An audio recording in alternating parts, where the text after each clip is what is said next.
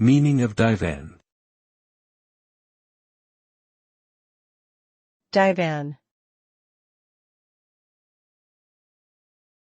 Divan. Divan.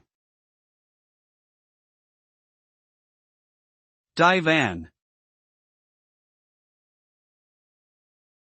A divan can refer to a few different things depending on the context. In terms of furniture, a divan typically refers to a long, low sofa or couch without a backrest. In the Middle East and South Asia, a divan can also refer to a government office or council. Additionally, in poetry and literature, a divan is a collection of poems or songs. Overall, the meaning of divan can vary based on the cultural context in which it is used.